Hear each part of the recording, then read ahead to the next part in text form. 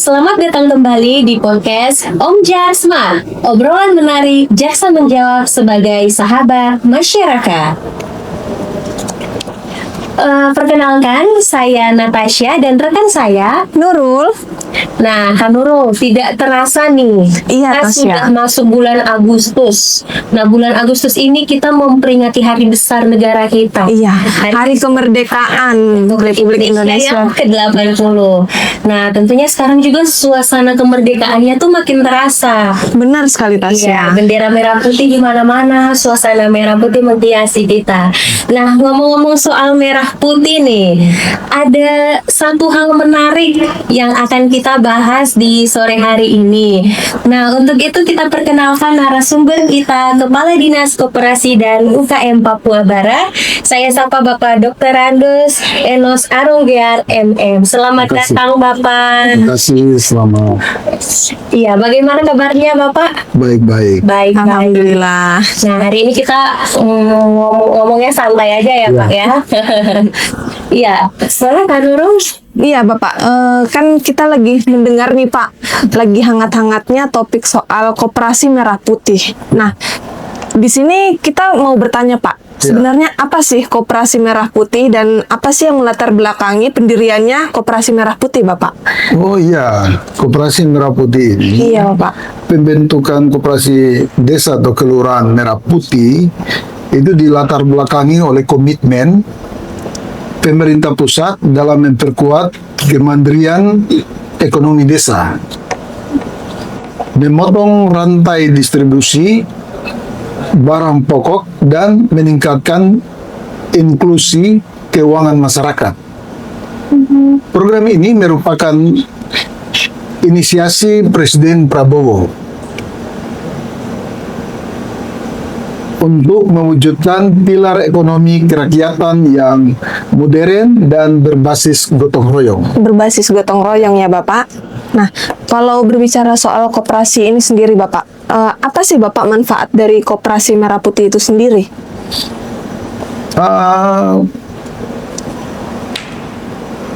Atau apa nih Bapak yang membedakan koperasi merah putih dengan koperasi lainnya Bapak? Kan ada itu koperasi simpan pinjam, ada koperasi unit desa.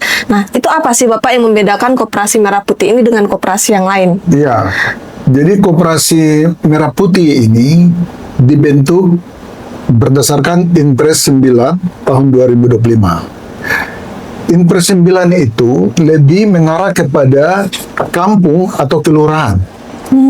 Dan dalam pembentukannya itu melibatkan seluruh warga masyarakat yang ber-KTP di kampung atau kelurahan.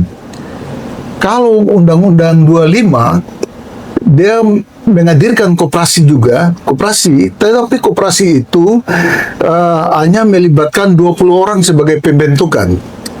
Kalau Koperasi Merah Putih keseluruhan warga yang ada di kampung. Dengan ber-KTP yang ada di kampung itu atau desa itu atau kelurahan. Mereka yang ada di kelurahan atau desa itu yang menjadi anggota koperasi. Nah, tujuannya sebenarnya tujuan dari pembentukan koperasi itu sebenarnya untuk mensejahterakan warga masyarakat yang ada di kampung itu atau kelurahan itu. Nah, Bapak, sahabat Om Jack ini pasti penasaran, Bapak. Apa sih syarat-syarat dan tata cara pendirian Koperasi Merah Putih itu sendiri? Iya, baik. Untuk pembentukan koperasi kelurahan merah putih itu, pertama dimulai dari sosialisasi. Sosialisasi dilaksanakan di desa atau di kampung atau kelurahan. Setelah sosialisasi dilanjutkan dengan musyawarah kampung.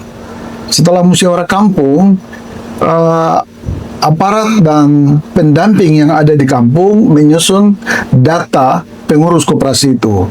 Setelah pengurus koperasi di kampung itu kan terdiri dari 9 orang. Itu dibawa ke notaris. Notaris berfungsi untuk bisa menerbitkan akta notarisnya. Jadi notaris itu tugasnya itu menerbitkan sepanjang jaringan internetnya baik, pada saat yang sama itu bisa terbit ahunya. Jadi langsung ya Bapak, kalau Langsung. jaringannya bagus udah bisa langsung terbit Langsung ya terbit, Pak. ya. Nah untuk ngomong soal itu nih Pak, di Provinsi Papua Barat sendiri ini Bapak sudah ada berapa koperasi merah putih yang berbadan hukum dan yang belum berbadan hukum berdasarkan data dari Dinas Koperasi Provinsi Papua Barat? Ya, di Provinsi Papua Barat dari jumlah 824 kampung yang sudah berbadan hukum sebanyak 524 kampung atau 63%. Sementara yang belum berbadan hukum itu sebanyak 300 kampung. Wah, berarti sudah cukup banyak ya Iya, Bapak untuk di iya. Provinsi Papua Barat. Benar. Berarti kita patut memberikan apresiasi Iya. kepada Dinas Koperasi Provinsi Papua Barat. Iya ya Pak. Nah, Bapak, dalam itu kan pendiriannya nih Bapak ya. Ada nggak sih kendala yang dihadapin dinas sendiri terkait pendirian koperasi ini, Pak? Oh iya, terkait dengan pembentukan koperasi Iya, merah putih benar ini sekali. tidak hanya kendala di kampung, tetapi juga kendala di sistem AHU yang saat ini kemarin beberapa waktu lalu kita koordinasi dengan Kementerian Hukum untuk apakah di sistem AHU-nya ada mengalami gangguan. Ternyata konfirmasi balik dari sistem AHU-nya itu tidak ada gangguan. Seperti Ternyata yang terjadi itu adalah jaringan internetnya yang terganggu. Contohnya seperti di Fakfak. di Papua. Kami coba berkomunikasi dengan Kominfo untuk berkomunikasi dengan Telkomsel supaya mereka itu bisa mengecek apakah jaringan ini terganggu atau tidak. Ternyata di sana mereka katakan Terkendala jaringan. ya, apakah itu wilayah ada di kampung atau di desa. Itu. Notarisnya. Ternyata notaris itu ada di kota. Jadi terkait dengan jaringan. Dan jaringan itu setelah itu berkomunikasi terus hari berikutnya sudah berjalan. Nah, kita sekarang terkendala juga dengan jaringan di notaris, seluruh notaris di Papua Barat dan Papua Barat Daya juga tidak bisa melanjutkan penginputan di sistem AHU-nya itu karena Semuanya jaringan. melalui sistem ya, Bapak ya?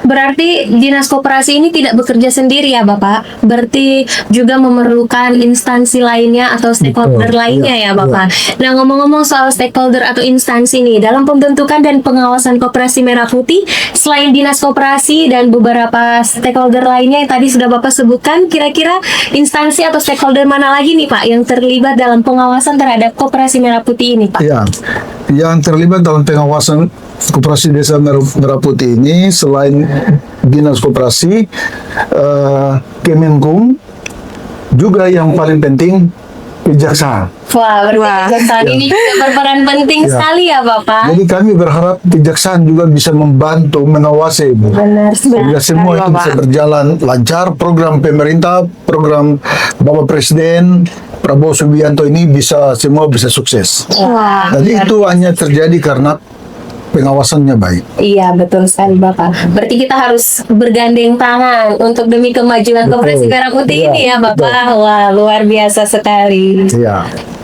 Nah, Bapak, Nurul mau tanya, untuk pengembangan program Koperasi Merah Putih ini kan disesuaikan dengan karakteristik geografisnya.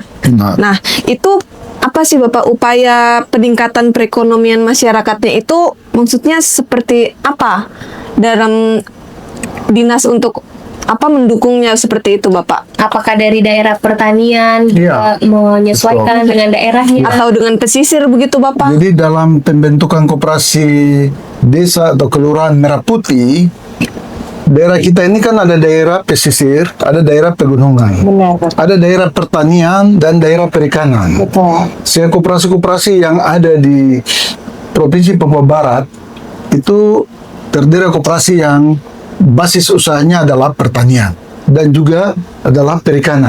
Perikanan. Daerah-daerah perikanan seperti di pesisir Kabupaten Bondama, kemudian Kabupaten Manokwari Selatan, dan juga Kabupaten Manokwari Selatan itu ada perkebunan coklat dan di sana Koperasi Merah Putih yang ada di sana itu lebih mengarah kepada perkebunan coklat.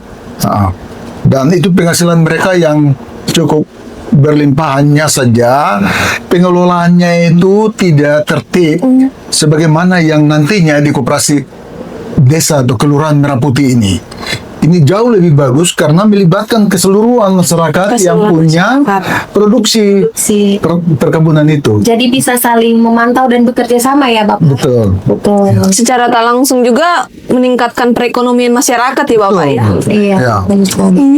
Jadi Itu yang diharapkan memang. iya, jadi wilayah geografis ini juga sangat penting untuk mendukung itu ya Bapak. Betul. Kan tidak mungkin daerah pegunungan malah buka koperasi Merah Putih yang bagian perikanan Perikanan. yang lain ya Pak. Ya. Nah jadi ini Bapak, jadi kesimpulan yang kita dapat hari ini mengenai pembahasan soal koperasi Merah Putih adalah koperasi Merah Putih ini dibentuk untuk mensejahterakan rakyatnya ya Bapak, khususnya yang ada di desa atau kelurahan, Ya. karena itu melibatkan masyarakat desa dan kelurahan secara Ya. keseluruhan ya Bapak, asalkan memiliki KTP atau kartu identitas tempat itu ya Bapak. Betul. Nah selain itu juga perlu dilakukan sosialisasi sebelum itu ya Bapak. Iya. Iya, jadi sebelum itu memerlukan sosialisasi. Nah setelah itu dilakukan musyawarah dan tentunya kita juga harus membawa persyaratan-persyaratan itu kepada notaris ya Bapak yang akan menerbitkan administrasi hukum umum Ya. sebagai data ya Bapak Ya. yang diperlukan.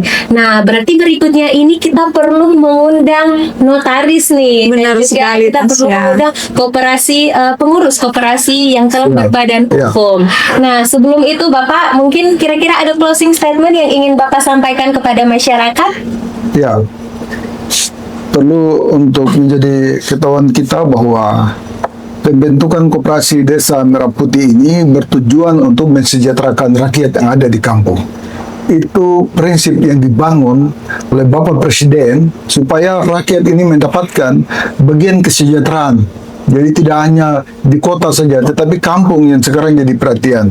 Pergeseran ini didorong oleh Bapak Presiden untuk kampung itu merasakan bagaimana kesejahteraan itu. Itulah yang sekarang dengan adanya pembentukan koperasi kampung atau kelurahan Merah Putih ini. Baik Bapak. Oke sahabat Om Jar Smart, untuk itu jangan lewatkan episode berikutnya. Kita akan tampilkan notaris dan juga pengurus koperasi yang telah berbadan hukum. Jangan lewatkan ya. Sampai ketemu. Dadah.